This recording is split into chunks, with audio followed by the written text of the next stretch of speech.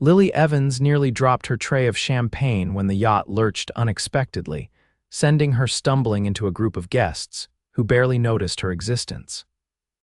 This wasn't how she had planned to spend her Friday night, but the extra cash from this premium catering gig would cover the rent she was already late on. "Steady there," a deep voice murmured, a strong hand catching her elbow before the expensive champagne could create a disaster. Lily looked up to thank her savior and momentarily lost her words. The man before her had the kind of features that belonged on magazine covers: chiseled jawline, expressive hazel eyes, and an easy smile that transformed his serious face into something approachable. "Thank you," she finally managed, straightening her uniform, a crisp white button-down and black slacks that the catering company insisted was yacht-appropriate. "That could have been a very expensive spill." "And a waste of good champagne," he replied, plucking a flute from her tray with elegance that spoke of someone comfortable in luxury. "I'm Ethan. Lily, but I should keep circulating before my boss notices I'm chatting instead of serving." She gestured with her tray toward the stern where her supervisor was already giving her the evil eye. "Of course." He nodded, but his eyes lingered on hers a moment longer than necessary. "Perhaps I'll see you around, on a yacht this size, inevitable." She offered a professional smile before disappearing into the crowd of Miami's elite. What Lily didn't know was that Ethan Carter wasn't just another guest in an expensive suit. He owned the suit, the yacht, and the shipping company that had made him a fortune before his 32nd birthday. Ethan watched her weave through the crowd with practiced efficiency. There was something refreshing about her, the way she carried herself with dignity despite the obvious power imbalance of service staff among the wealthy. Her smile, though clearly part of her job, had reached her eyes when she looked at him. 3 hours into the party, Lily's feet were screaming in protest. The yacht, while spectacular, was not designed with the service staff in mind. She'd been up and down narrow staircases, balancing trays in high heels, all while maintaining a pleasant demeanor. "Water break," her coworker Maya whispered, nudging her toward the small staff area at the rear of the kitchen. "You look like you're about to collapse." "These people can drink," Lily sighed, slipping off her shoes for a blessed moment. "And the man in charge of refills called in sick, so I'm doing double duty." "The money's good, though," Maya reminded her. "One night of this pays better than a week at the cafe." Lily nodded, thinking of her studio apartment with its leaky faucet and the art supplies crammed into every corner. She was 3 credits away from her fine arts degree, working 2 jobs to make it happen. This yacht party was a means to an end, nothing more. "Break's over, ladies," their supervisor announced. "Evans, take these hors d'oeuvres to the upper deck. The owner requested a private selection." Lily slipped her aching feet back into her shoes and took the tray. The upper deck was quieter, with just a handful of people engaged in what appeared to be a business discussion. She recognized Ethan immediately, standing slightly apart, looking out at the Miami skyline. "Your hors d'oeuvres, sir," she said professionally as she approached. Ethan turned and his face brightened with recognition. "Ah, Lily, I was hoping I'd see you again." She placed the tray on the table near him. "Enjoying your evening more now," he said with a warmth that seemed too genuine for the setting. "These business discussions can be tedious." "I imagine yacht parties are a terrible burden," she teased before she could stop herself. Instead of offense, Ethan laughed, a genuine sound that made several heads turn their way. "Terribly burdensome. Especially when I'd rather be having an actual conversation with the most interesting person on board." Lily felt heat rise to her cheeks. "I should get back to work." "Wait," he said quickly. "When does your shift end?" "When the party ends. That's how catering works. And after?" His question hung between them, loaded with potential. "After, I go home to my very un-yacht-like apartment and sleep for about 12 hours before my morning shift at the cafe." Ethan nodded, looking thoughtful. "Would you consider, Carter?" A loud voice interrupted. "We need your input on this deal before Thompson leaves." Ethan's jaw tightened almost imperceptibly. "I have to go, but this conversation isn't over, Lily Evans." She watched him rejoin the group of businessmen, wondering how he knew her last name before remembering her mandatory name tag. She returned to the main deck, pushing aside the strange flutter in her chest. Men like Ethan flirted with the help all the time it meant nothing. The party began to wind down around midnight, with guests departing in small groups via the boats that had been shuttling between the yacht and shore all night. Lily was clearing glasses from the main salon when she realized the vessel had gone suspiciously quiet. "We're heading back to port," Meyer informed her, arms full of table linens. "Most of the guests have left, just the owner and a few others staying aboard overnight." "The owner?" Lily asked, curious despite herself. "Ethan Carter," Maya whispered with wide eyes. "The shipping magnate." "This is his personal yacht, didn't you know?" Lily nearly dropped the glasses she was holding. "No, I did not know that." "Well, don't look so shocked. What did you think this was, a rental?" Maya laughed. "I don't exactly keep track of Miami's billionaires," Lily defended herself, though her mind was racing. Ethan, the man who had caught her arm, who had flirted with her, owned this floating mansion. She finished her cleanup duties in a daze, trying to process this information. As the catering staff gathered their equipment, preparing to disembark once they reached the marina, Lily felt someone watching her. She turned to find Ethan standing in the doorway of the salon. "Could I speak with you a moment?" he asked, his tone making it clear this was a request, not an order. Lily glanced at her supervisor, who gave a subtle nod, apparently saying no to the man signing the checks wasn't an option. She followed Ethan to a quieter corner of the deck.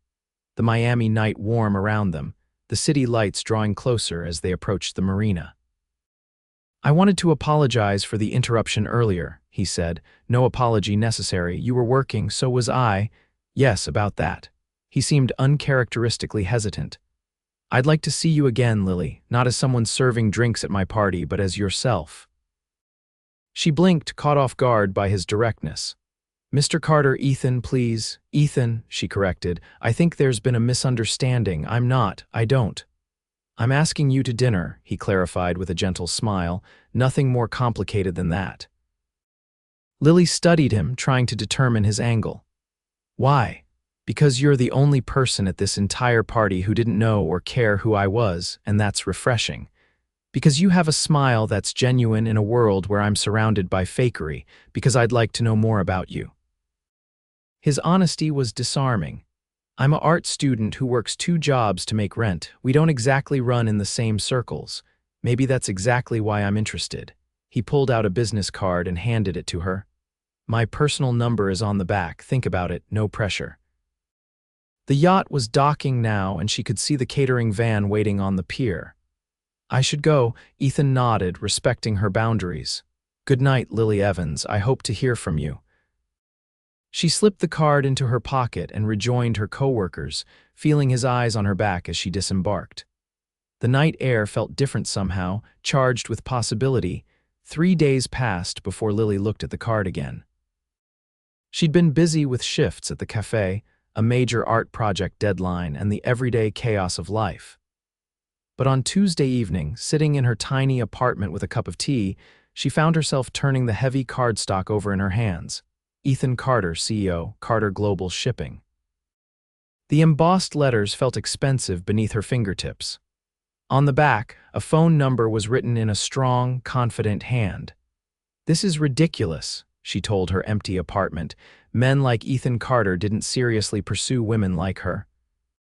This was probably just a game to him, the billionaire and the waitress, a temporary amusement.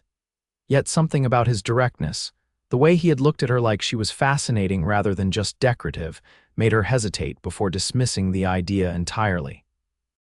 She picked up her phone and typed a message before she could overthink it. "This is Lily from the yacht party. Still interested in that dinner?"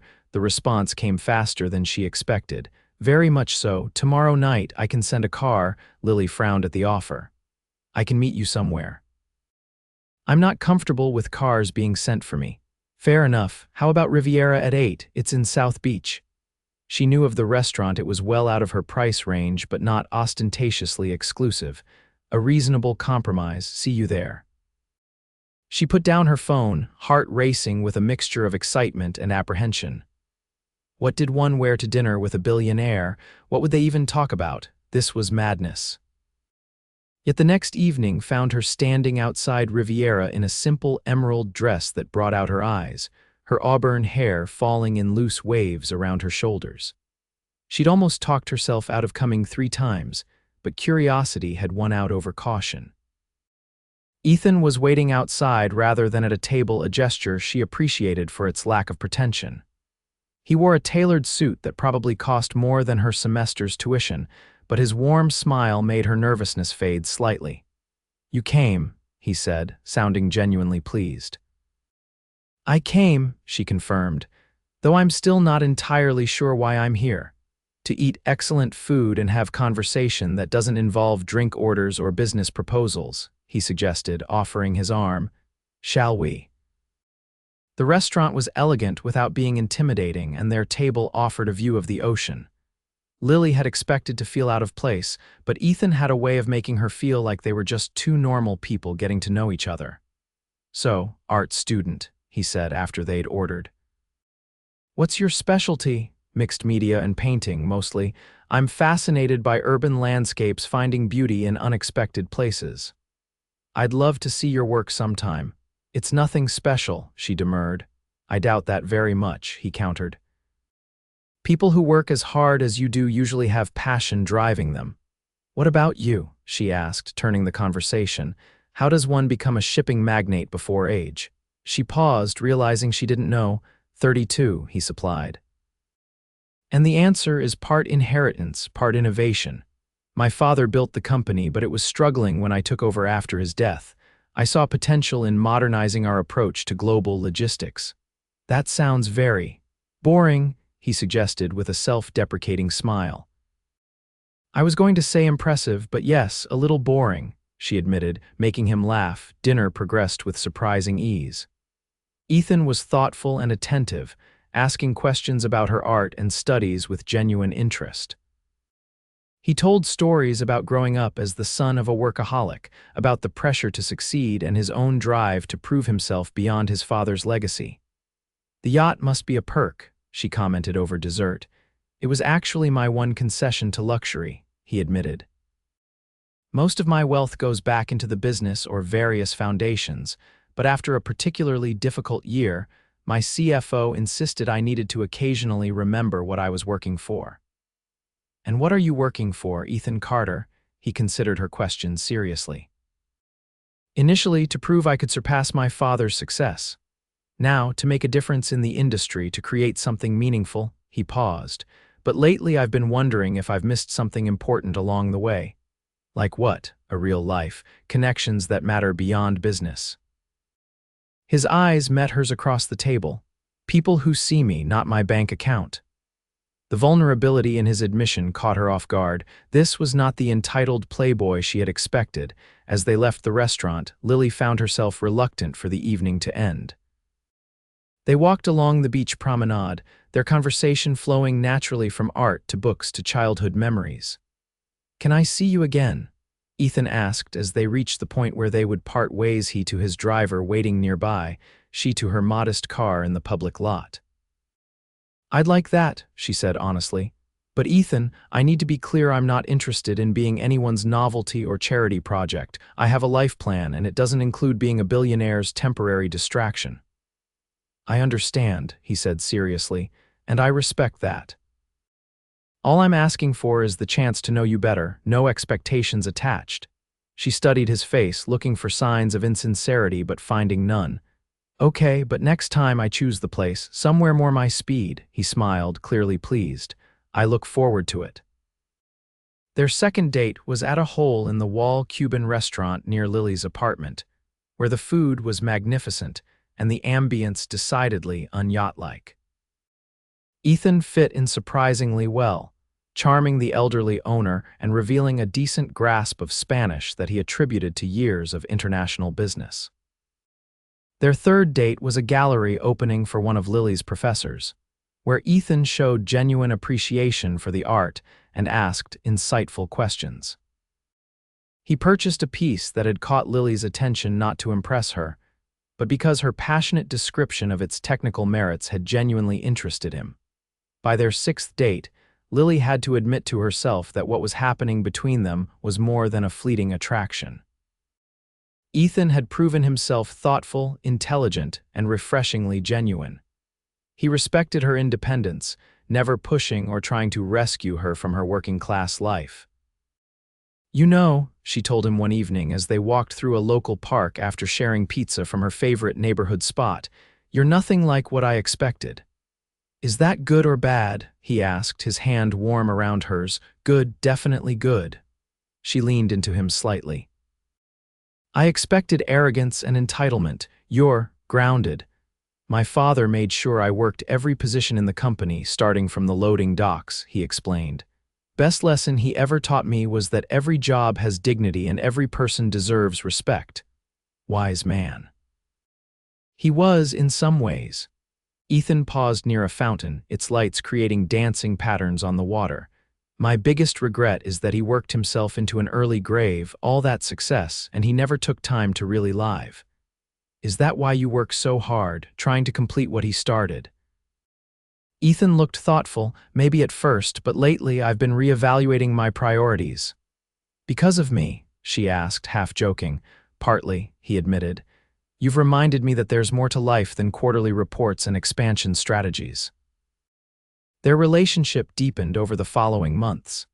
Lily finished her degree and landed a position at a small gallery while continuing to create her own art in her free time. Ethan supported her career without trying to finance it, understanding that her independence was central to who she was.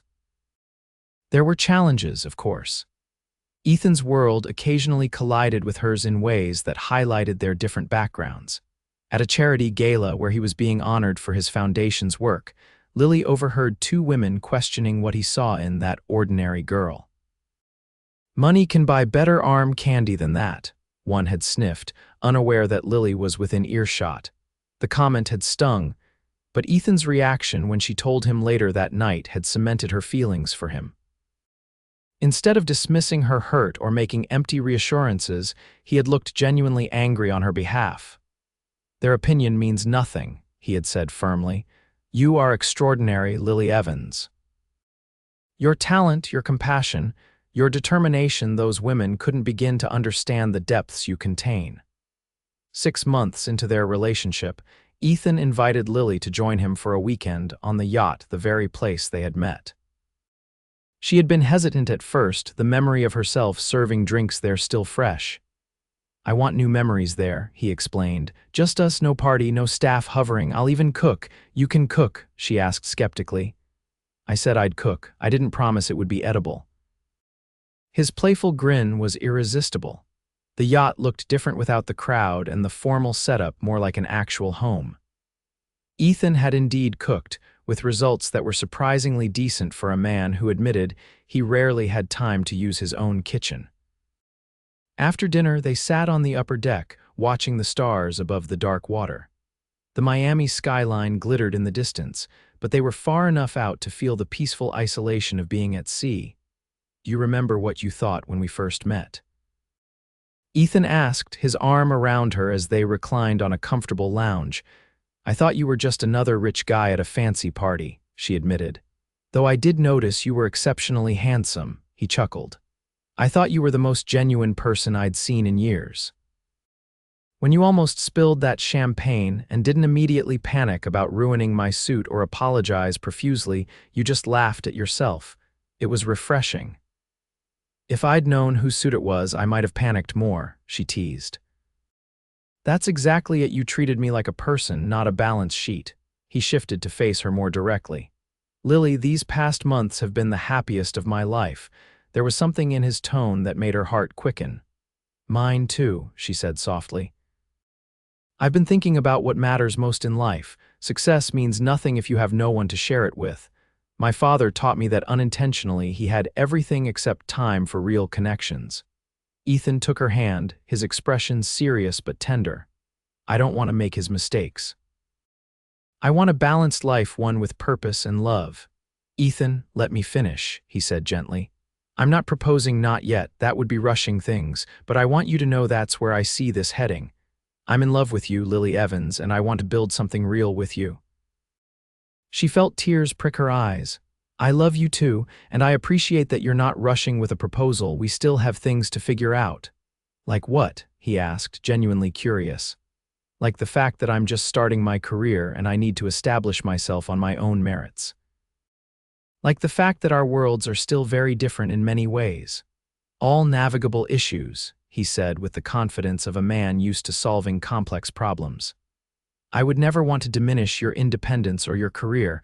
It's part of what I love about you." She leaned in to kiss him, feeling the certainty of their connection. "Then we'll figure it out together." The next year brought changes for both of them. Lily's work began gaining recognition in the art community with a small but successful solo show at the gallery where she worked. Ethan restructured his company to allow himself more personal time while maintaining its success, proving that his father's all-or-nothing approach wasn't the only path. They moved in together after 15 months of dating, a compromise between her apartment, which was too small, and his waterfront penthouse, which felt too removed from reality. Their new home was a spacious loft in an arts district, with plenty of natural light for Lily's studio space and a home office for Ethan when he needed to work remotely. On their 1-year anniversary of meeting, Ethan suggested a return to the yacht where it all began. This time, Lily boarded not as staff but as his partner, climbing the same steps she had once navigated with trays of champagne. "Strange to be back here," she commented as they stood on the main deck. "Good strange, though." "I have something to show you," Ethan said, leading her to the salon. The large space had been transformed. Hanging on the walls were several of Lily's paintings, pieces she had created over the past year, including some she had sold to galleries. I bought them," he explained, "through proper channels at full asking price. Your gallery manager was very helpful in keeping it a secret." She walked around the space, amazed to see her work displayed with such care and prominence. "This is incredible. There's one more thing." Ethan gestured to a covered canvas in the center of the room. "This one isn't yours." Curious, Lily approached and lifted the cloth. Beneath was a beautifully rendered painting of the yacht at sunset, with 2 figures on the deck, one in service uniform, the other in a suit. The moment they first met captured with remarkable skill. "Who painted this?" she asked, moved by the sentiment and the quality of the work. "A very talented artist I commissioned. He worked from photos and my description." Ethan came to stand beside her. "That moment changed my life, Lily." She turned to find him on one knee, a small velvet box in his hand. Her breath caught. "Lily Evans, from the moment you nearly spilled champagne on my favorite suit, you've brought joy, authenticity, and balance to my life. I love your passion, your talent, your determination, and your heart. Will you marry me?" The ring was perfect, not ostentatiously large as she might have expected from a billionaire, but a unique vintage emerald that echoed the color of her eyes, set in platinum with small diamonds. "Yes," she whispered, tears of happiness flowing freely now. "Yes, I will marry you, Ethan Carter." He slipped the ring on her finger and stood to kiss her, both of them laughing and crying at once. As they embraced on the yacht where their unlikely story began, Lily reflected on how wrong her first impressions had been. Ethan wasn't just a wealthy CEO, he was a man with depth, compassion, and values that aligned with her own. And she wasn't just a server at a party, she was an artist, a partner, and now, his fiancée.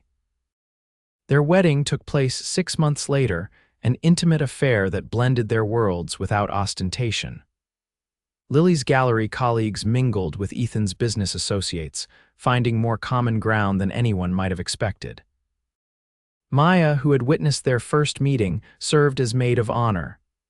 "I knew something was happening that night," she told the small gathering during her toast. "The way he looked at you like he'd found something precious in the most unexpected place." 2 years into their marriage, Lily's art career flourished with international recognition. Ethan's company continued to thrive under his more balanced leadership style.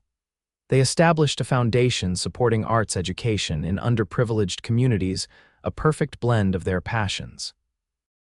And when their daughter Emma was born, they brought her home to the loft filled with Lily's paintings, and the commissioned piece from Ethan's proposal hanging in a place of honor.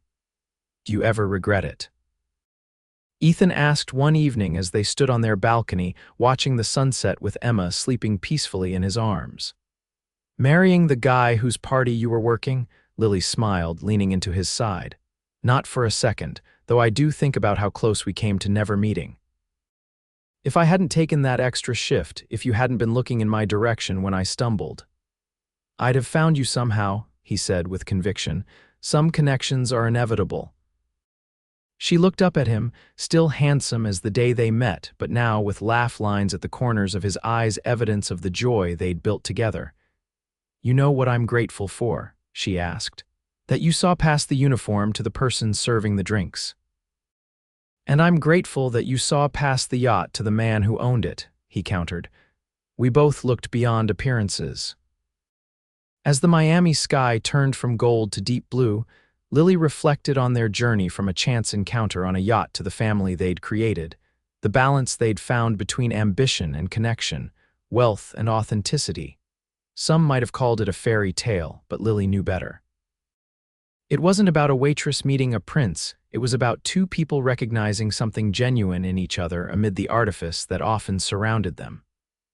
And that, she thought, as Ethan pressed a kiss to her temple, was worth more than all the yachts in the world.